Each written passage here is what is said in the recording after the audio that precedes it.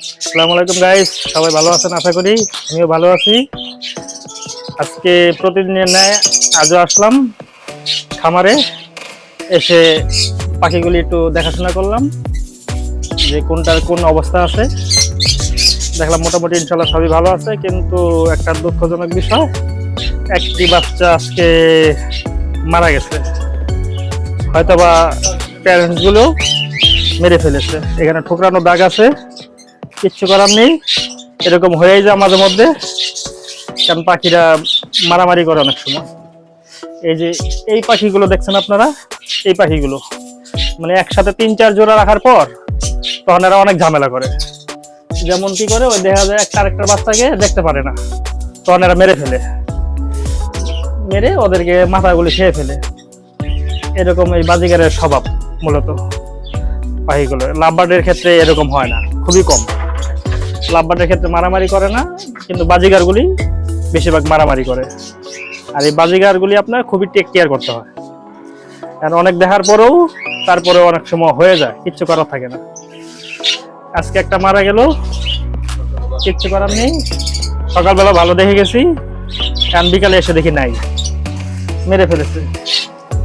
তাই কি করবে, এখন ফেলে দিলাম। অন্য বাচ্চাগুলো ঠিক আছে, কালকে বাচ্চাগুলো চেক দিয়েছিলাম, আলহামদুলিল্লাহ এখনো সব ঠিক আছে। এখন আমাদের মাঝে আপনার প্রায় 20 পিসের মতো বাচ্চা আছে বাজিগার। আর লাভবার্ড টোটালি আপনার 10 জোড়ার মতো ডিমে আছে। এই পর্যন্তই, দেখি নেক্সট টাইম কি করা যায়।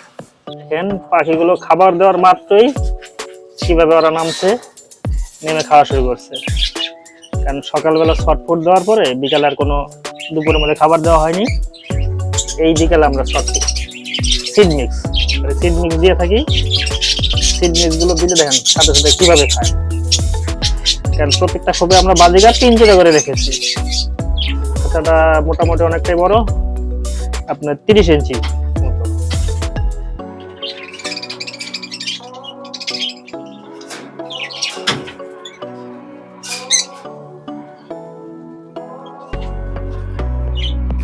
বাচ্চা পাখিটা খাওয়ার জন্য কেমন করতেছে। সকালবেলা শর্টফুট দিয়ে গেছি, এখন মনে করেন যে সিড মিক্স দেওয়া পালা।